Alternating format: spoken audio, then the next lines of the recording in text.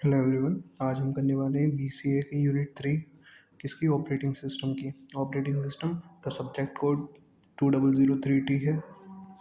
उसको आज हम कंप्लीट करेंगे यूनिट 3 को। फिर इसके बाद आपकी सिर्फ एक यूनिट रह जाती है यूनिट 4, वो कल की वीडियो में मिल जाएगी आपको। तो आपका यहाँ पे ऑपरेटिंग सिस्टम की भी प्लेलिस्ट कंप्लीट होती है, ज़रा ध्यान देना। मैं फिर से लिख देता हूँ उन चीज़ों को। सबसे पहले मैंने क्या बताया आपको कि हम करने वाले हैं BCA की 2003T। ये क्या है, इसका सब्जेक्ट कोड है। और ये किसकी वीडियो, ऑपरेटिंग सिस्टम, किसकी, ऑपरेटिंग सिस्टम का पार्ट, वो यूनिट 3 आज हम इसको कंप्लीट करेंगे। ठीक है, आपके एग्जाम से पहले आपको कंप्लीट प्लेलिस्ट मिल जाएगी ना, कल ही कंप्लीट हो जाएगी ऑपरेटिंग सिस्टम की। तो फिर उसके बाद हम और बाकी सब्जेक्ट्स पे चलेंगे। ठीक है, ज़रूर ध्यान देना। यहाँ से पढ़ना स्टार्ट करते हैं। ठीक है, और लास्ट तक देखना होगा। ये चैप्टर यूनिट थोड़ी सी इंपॉर्टेंट है, ध्यान देना प्लीज़। फर्स्ट है inter process communications. It is a feature. ये क्या होता है, इंटर प्रोसेस कम्युनिकेशन। देखो यहाँ पे हम पार्ट ए पढ़ने वाले हैं आज और पार्ट बी पढ़ेंगे कल। ठीक है, यूनिट 3 का। तो पार्ट ए क्या हमारा, प्रोसेस सिंक्रोनाइजेशन, प्रोसेस साइनक्रोनाइजेशन। ठीक है, प्रोसेस साइनक्रोनाइजेशन। ठीक है, अब ध्यान देना इसमें। इसके अंदर पार्ट ए के अंदर जो चीज़ें हम पढ़ने वाले हैं वो वन शॉट आज का होगा, फिर कल का पार्ट बी होगा पार्ट।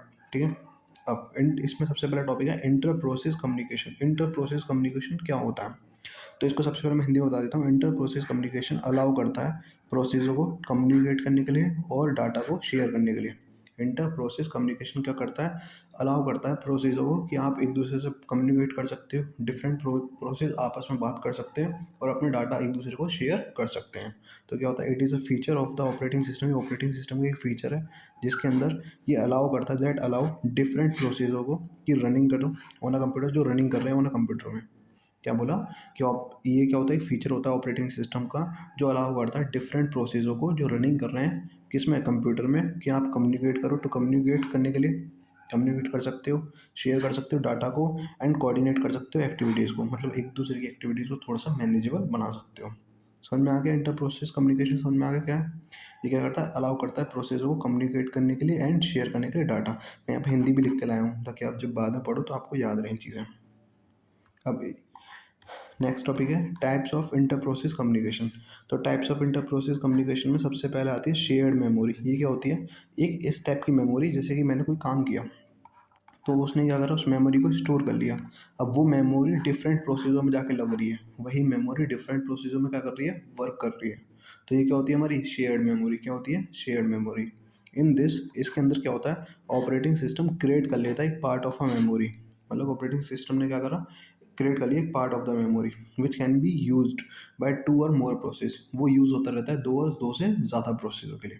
सपोज करिए क्या बोलना चाह रहा है ये, जैसे कि आप क्रोम वगैरह पे गए, आपने कोई चीज़ सर्च करी। ठीक है, आपको एक कार खरीदनी है, बाइक खरीदनी है, आपने सर्च करी। ठीक है, आपने कल दोबारा सर्च करी, फिर उसके बाद दोबारा सर्च करी। तो वो अब हर बार उसको क्या, इंटरनेट पे नहीं ढूंढने जाएगा। वो क्या कर लेगा, उस पर्टिकुलर मेमोरी को स्टोर कर लेगा, क्रिएट कर लेगा। जब भी आप इस चीज़ को सर्च करोगे वही आपको सेम रिजल्ट ला के दे देगा। तो समझ में आ गया आपको शेयर मेमोरी का मतलब क्या है। दूसरी चीज़ क्या है, इट इज़ वेरी फास्ट। ये क्या होता है, इट इज़ वेरी फास्ट। ये क्या होता है, बहुत ज़्यादा फास्ट होती है। Because it does not require कॉपिंग data, क्योंकि इसके अंदर कोई भी हम डाटा को कॉपी वगैरह नहीं करते। ये पहले से ही क्या करता है, अपने अंदर स्टोर रखता है। ठीक है, ताकि वो डिफरेंट प्रोसेसर में क्या कर पाए, उसको यूज़ कर पाए। समझ में आ गया यहाँ तक, इसमें कोई दिक्कत, आगे बढ़ जाएँ, बताओ। ठीक है, आगे बढ़ते हैं। नेक्स्ट है हमारा पार्ट सेकंड पार्ट, वो सेकंड टाइप क्या है इसका, मैसेज पासिंग। क्या होता है, मैसेज पासिंग, जैसे कि आप व्हाट्सएप चैट करते हो ना, उसी टाइप का। इन दिस प्रोसेस, इसके अंदर क्या होता है, हम टॉक करते हैं टू ईच अदर। ये क्या करते हैं, टॉक करते हैं टू ईच अदर, एक दूसरे से बातें करते हैं बाय सेंडिंग और रिसीविंग मैसेज। जैसे कि आप चैट वगैरह करते हो, व्हाट्सएप चैट, इंस्टा चैट, तो इसमें क्या होता है, ये क्या होता है, मैसेज पासिंग होता है। मैसेज पासिंग, इसके अंदर आप एक दूसरे से बात कर सकते हो with the help of sending और रिसीविंग मैसेज। ठीक है, इट इज़ वेरी सेफ। ये क्या होता है, बहुत ज़्यादा सेफ होता है। क्या होता है, सेफ। एंड ईजी होता है फॉर स्मॉल डाटा ट्रांसफ़र। और ये क्या होता है, ईजी होता है फॉर स्मॉल डाटा ट्रांसफ़र।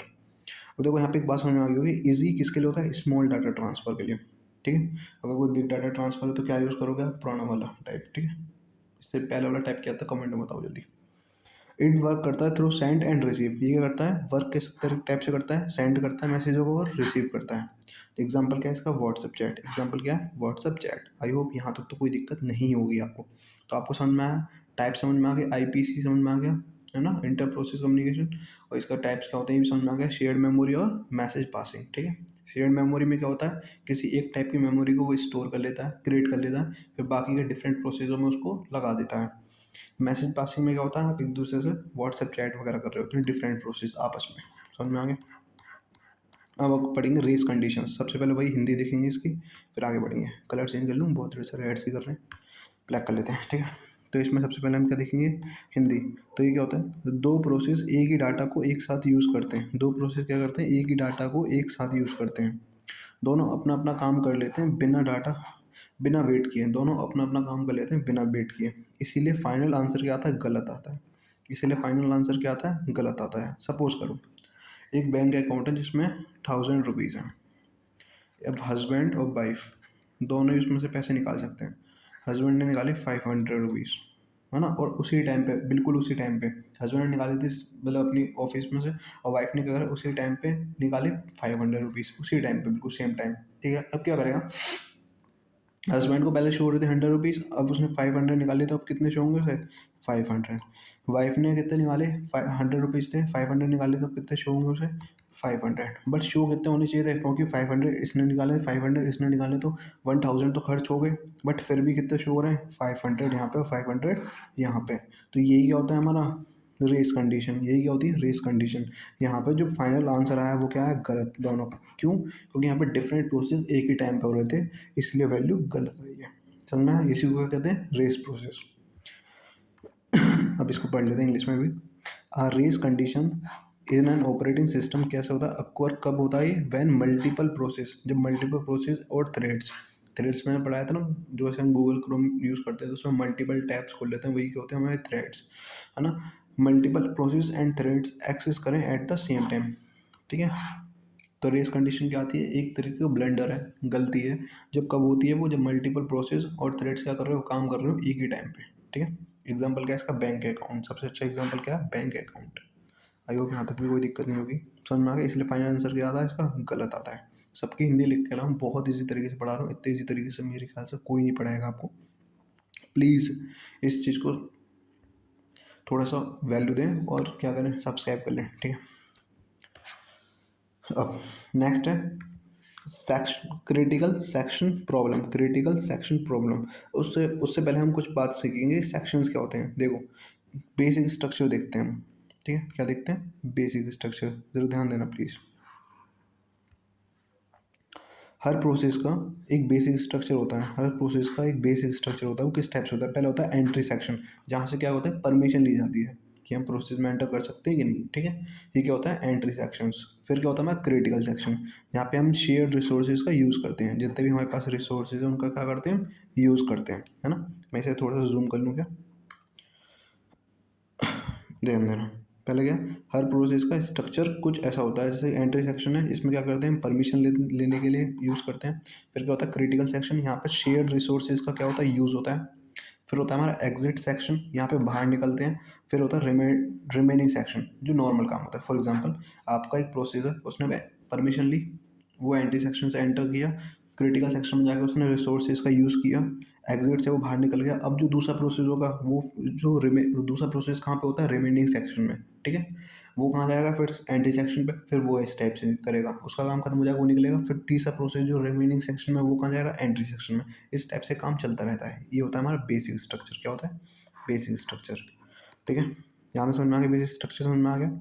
अब इसी बेसिक स्ट्रक्चर के अंदर हमने पढ़ा क्रिटिकल सेक्शन। इसमें क्या होता है, शेयर्ड रिसोर्सेज यूज होता है। अब यहाँ पे क्या प्रॉब्लम आती है, उसी को कहते हैं क्रिटिकल सेक्शन प्रॉब्लम। ठीक है, तो इसको देख लेते हैं, एक बार जूम करें, थोड़ा सा जूम कर लेते हैं, ठीक लगेगा। ठीक है, ध्यान देना। Critical section problem is on operating system, क्या होता है, इज अ इशू। ये एक टाइप का इशू होता है। जब कब होता है ये, जब व्हेन मल्टीपल रिसोर्सेज एक्सेस करें शेयर रिसोर्सेज को साइमल्टेनियसली। क्या होता है इसका मतलब, क्रिटिकल सेक्शन प्रॉब्लम कब आती है, जब मल्टीपल प्रोसेस, है ना, मल्टीपल प्रोसेस क्या करें, एक जो शेयर रिसोर्सेज था आपके पास उसका एक्सेस करें, मतलब उसका यूज़ करें एक साथ, एक ही टाइम पे, तो वहाँ पे क्या होता है, डाटा इनकन्सिस्टेंसी आ जाती है डाटा के अंदर, मतलब डाटा गलत शो होने लगता है। डाटा क्या होने लगता है, गलत शो, कॉजिंग डाटा इनकन्सिस्टेंसी। कैसे, हाउ, वो देखते हैं। इफ़ प्रोसेस ए और प्रोसेस बी, है ना, क्या कर रहे हैं, यूज मॉडिफाई का मतलब, मॉडिफाई का भी सिंपल समझो, यूज़ कर रहे हैं शेयर्ड रिसोर्सेज का, शेयर डाटा का साइमल्टेनियसली, ठीक है ना। अब वो क्या करते हैं, उसी शेयर्ड रिसोर्सेज को मॉडिफाई करते हैं, मतलब चेंज करते हैं उसके अंदर कुछ ना कुछ वैल्यू। तो जो फाइनल आउटपुट क्या आएगा, देखो चेंज तो दोनों ने किया है। फॉर एग्जांपल 10 रुपये थे आपके पास, एक ने 5 रुपये निकाले और एक ने 2 रुपये, 5 रुपये निकाले, मतलब -5, एक ने 2 रुपये डाले, तो कितना हो गया, यहाँ पे आंसर कितना होना चाहिए था, 7 आना चाहिए था, पर आंसर कितना आएगा, इसने पहला काम कर दिया था, इसने बाद में करा, तो आंसर कितना आ रहा है, 12। ऐसा क्यों, क्योंकि इसके अकॉर्डिंग डाटा आ रहा है, समझ में आया। तो ये क्या होता है, हमारी क्रिटिकल सेक्शन प्रॉब्लम, जहाँ पे जो फाइनल आउटपुट जो भी करता है, फाइनल में काम जिसका भी खत्म होता है, उसी का आउटपुट क्या होता है, हमें शो होता है। तो फाइनल आउटपुट किस पर डिपेंड करता है, ऑन विच फिनिश्ड लास्ट, जो लास्ट में खत्म करेगा उसी का आउटपुट क्या होता है, हमें शो होता है। होना क्या चाहिए, दोनों का देख के होना चाहिए, दोनों में जो चेंजेस हो उनको कंसीडर करना चाहिए, बट ये नहीं हो पाता है, इसीलिए इसको क्या कहते हैं, critical section problem. I hope यहाँ तक कोई दिक्कत नहीं होगी किसी को भी। आगे बढ़े। अब इसके क्या होती है, 3 मेन कंडीशंस होती हैं। पहले होती है म्यूचुअल एक्सक्लूशन। क्या होता है, म्यूचुअल एक्सक्लूशंस, इसको देख लेते हैं। Only one process can enter, इसमें क्या होता है, only one process can enter, ध्यान देना। मतलब एक ही प्रोसेस एक टाइम पे क्या हो सकता है, एंट्री कर सकता है, दूसरा प्रोसेस नहीं कर पाएगा, उसे वेट करना पड़ेगा। If process P1 is executing, अगर प्रोसेस P1 उसमें काम कर रहा है, वर्क कर रहा है, तो it's critical section, no other process can be in that section. अगर प्रोसेस P1 काम कर रहा है क्रिटिकल सेक्शन में, तो कोई और प्रोसेस उसके अंदर एंट्री नहीं कर सकता क्रिटिकल सेक्शन के अंदर। समझ में आ गया। नेक्स्ट है प्रोग्रेस। प्रोग्रेस का मतलब क्या है, अगर कोई अंदर नहीं है तो नेक्स्ट प्रोसेस को चांस मिलना चाहिए, ध्यान देना। प्रोग्रेस का मतलब क्या होता है, अगर कोई अंदर नहीं है, मतलब प्रोसेस पी का काम खत्म हो गया, वो निकल गया, अब कोई अंदर नहीं है, तो नेक्स्ट जो प्रोसेस हो उसे चांस दो, उसे अंदर जान दो, ठीक है। समझ में आया? हिंदी में इसलिए बता रहा हूँ ताकि आपको समझ में आते रहे ये सारी चीज़। तो इसका मतलब क्या है, if no process is in critical section, अगर कोई भी प्रोसेस क्रिटिकल सेक्शन के अंदर नहीं है, if no process is in critical section, तो only process not in there remain, वो सॉरी, ओनली प्रोसेस जो इन देयर रिमेनिंग सेक्शन, अगर कोई भी प्रोसेस क्रिटिकल सेक्शन के अंदर नहीं है तो रिमेनिंग सेक्शन में जाकर देखो, अगर वहाँ पे कोई भी प्रोसेस है तो उसे क्या करो, उसको नेक्स्ट भेजो वहाँ पे क्रिटिकल सेक्शन में, कि तुम जाओ अब अपना काम करो, और इस काम में कोई भी देरी नहीं होनी चाहिए। And this decision can not be postponed, मतलब कोई भी देरी इस काम में नहीं होनी चाहिए, तुरंत जैसे ही काम खत्म होता है प्रोसेस का, वो निकल के गया, तो दूसरे को एंट्री दो। समझ में आया, इसमें कोई भी देरी ना होनी चाहिए। अब तीसरा होता है बाउंडेड वेटिंग। क्या होती है बाउंडेड वेटिंग, इसमें क्या होता है, there is a limit on how many other process can enter कर सकते हैं there critical section after a process has requested entry, ensuring no infinite waiting. समझना, जैसे पी जो है हमारा एंटर कर गया, अब उसका काम बहुत ज़्यादा बढ़ा है ना, 2-3 घंटे और ज़्यादा ही है, ठीक है, तो बाकी के प्रोसेस क्या वेट ही करते रहेंगे इन्फिनाइट टाइम तक, नहीं ना। तो यहाँ पे क्या होता है, ये कोशिश करता है कि कोई भी प्रोसेस ज़्यादा टाइम तक वेट ना करे। समझ में आया, तो वो जल्दी जल्दी काम करेगा या नेक्स्ट प्रोसेस को फिर चांस देने की सोचेगा। समझ में आया, तो इसी को कहते हैं बाउंडेड वेटिंग। तो यहाँ पे समझ में आया, 3 मेन कंडीशन थी इसकी। पहली क्या थी, म्यूचुअल एक्सक्लूजन्स, यहाँ पे सिर्फ एक ही प्रोसेस एंटर कर सकता है एक टाइम पे। दूसरी क्या थी, प्रोग्रेस, यहाँ पे क्या होता है, अगर किसी एक प्रोसेस का काम खत्म हो गया, वो चला गया, तो दूसरा प्रोसेस एंट्री करेगा। तीसरी क्या होती है हमारी, बाउंडेड वेटिंग, यहाँ पे क्या होती है, कोई भी इन्फिनाइट टाइम तक वेट नहीं करेगा। आई होप यहाँ तक भी कोई दिक्कत नहीं होगी। आज हमने काफ़ी कुछ पढ़ लिया, बहुत ईजी तरीके से पढ़ रहे हैं, ठीक है। एग्जाम में सब याद रहेगा आपको, यकीन से मानिए, पढ़ाई इस टाइप से लूँगा। नेक्स्ट पढ़े, पहले फिर है, नेक्स्ट देखिए, फिर क्या है, साइनो साइनक्रोनाइजेशन टूल। साइनक्रोनाइजेशन टूल सबसे पहले आना चाहिए था, ये गलती से रह गया, तो लास्ट में पढ़ लेते हैं। साइनक्रोनाइजेशन टूल क्या होता है, इज एन ऑपरेटिंग सिस्टम में ये मैनेज करता है, पहले हिंदी में देख लें इसकी, चलो इंग्लिश ही पढ़ लेते हैं। मैनेज करता है कॉन्करेंट प्रोसेस एग्जीक्यूशंस को, टू इंश्योर करने के लिए डाटा कंसिस्टेंसी एंड प्रिवेंट करने के लिए रेस कंडीशंस। फॉर सपोज करना है, क्या बताना चाह रहा हूँ,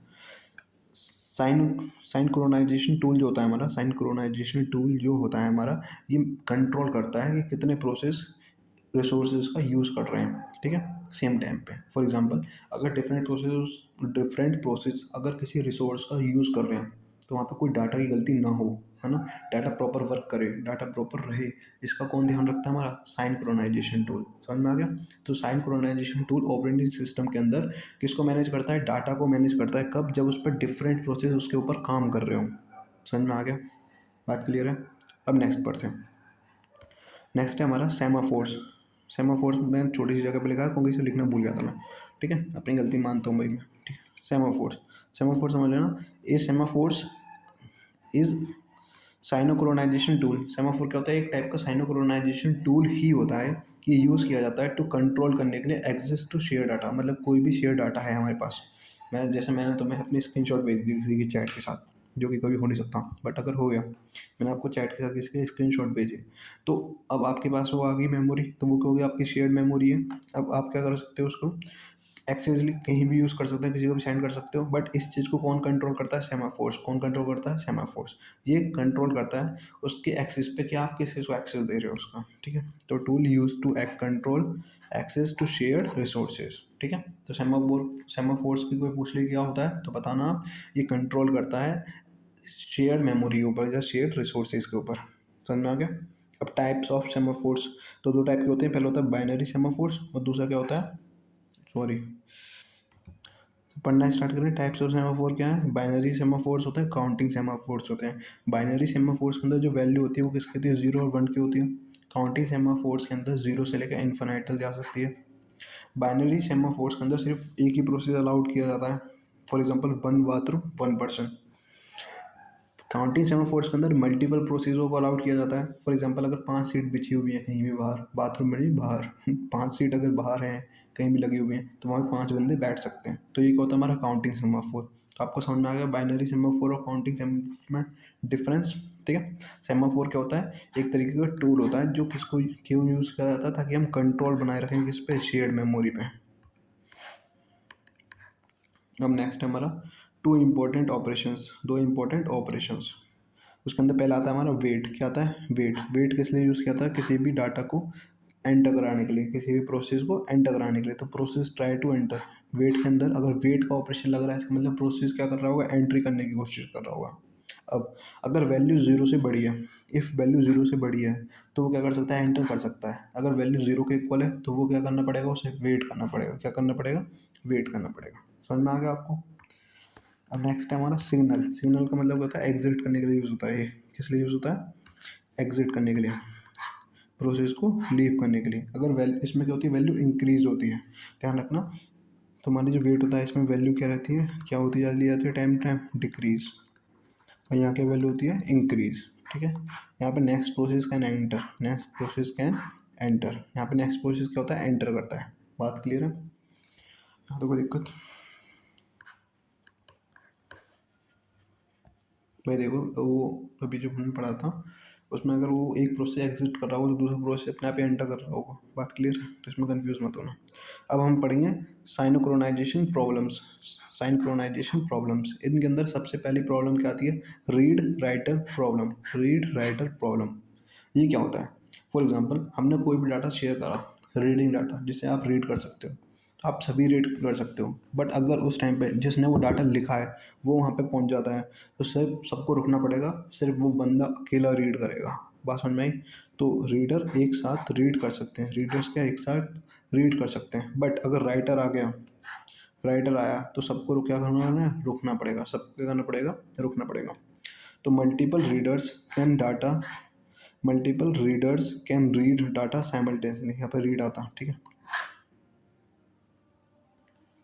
मुझे आज पेन की निब भी चेंज करनी है।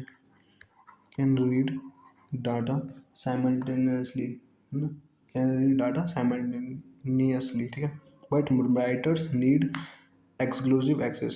देखो, मल्टीपल रीडर्स रीड कर सकते हैं, बट अगर राइटर आ गया तो उनको क्या करना पड़ेगा? रुकना पड़ेगा। इसी को क्या कहते हैं? Reader writer problem. Reader writer problem. अब नेक्स्ट देखते हैं। नेक्स्ट है डाइनिंग फिलोसोफर प्रॉब्लम। मतलब क्या? सबको दो फॉर्क चाहिए, तो सब वेट करते रह जाते हैं। फॉर एग्जाम्पल खाने के टेबल पे आप बैठे हो और फॉर्क मतलब कांटे वाली चम्मच जो होती है, सबको दो फॉर्क चाहिए। अब दो फॉर्क का वेट करते करते क्या होता है? हमारा टाइम निकल जाता है, तो सब बैठे रह जाते हैं, वेट करते रह जाते हैं। एक प्रॉब्लम, ऐसी प्रॉब्लम जहाँ पे फिलोसोफर को क्या हो नीड होती है? दो फॉर्क की, टू ईट करने के लिए, विच में लीड टू डेडलॉक और स्टारवेशन, जो किसको लीड करती है, डेडलॉक को और स्टारवेशन को। समझना क्यों? दो कांटे वाली चम्मच जो होती हैं, कांटे वाली चम्मच, उनको कहते हैं फॉर्क। अब तुमने कभी फॉर्क चलाया होगा तो ध्यान दिया होगा, उसमें एक नाइफ भी होता है, फॉर्क एंड नाइफ, ठीक है। नाइफ किस लिए होता है, चीज़ों को, उन चीज़ों को काटने के लिए, ताकि आप लोग ईजिली खा पाओ। अब दो फॉर्क ले लेंगे, कैसे काटोगे, क्या ही करोगे, है ना। तो ये क्या होती है, ये गलत है ना। तो एक प्रॉब्लम जिसके अंदर फिलोसोफर को इस ईट खाने के लिए दो फॉर्क चाहिए होती है, जिसकी वजह से वो क्या रहता है, भूखा रह जाता है। तो ये कौन सी प्रॉब्लम है, डाइनिंग फिलोसोफर प्रॉब्लम। कौन सी है, डाइनिंग फिलोसोफर प्रॉब्लम। अब नेक्स्ट टॉपिक है हमारा monitor. Monitor is a high level synchronization construct that allow, ये अलाउ करता है ओनली वन प्रोसेस को टू एग्जीक्यूट करने के लिए, कि तुम जाओ अपना काम करो within at a one time, within at a time, मतलब एक टाइम पे एक ही प्रोसेस को क्या करता है, अलाउ करता है। समझना, मैं एक सिंपल लैंग्वेज में बता देता हूँ आपको, इंग्लिश ना पढ़ के। मॉनिटर क्या होता है, ये ऑटोमेटिक काम करता है, जैसे कि लिफ्ट है, लिफ्ट ऑटोमेटिक काम करती है। आप उसके अंदर बैठते हो, लिमिटेड लोगों को वो लेके जाती है, फिर बाकी सारे वेट करते रह जाते हैं, फिर वो आती है दोबारा से, फिर और लोग बैठ जाते हैं। तो कैसे कोई कंट्रोल कर रहा है, नहीं, ये क्या इंडिपेंडेंटली काम करती रहती है अपना।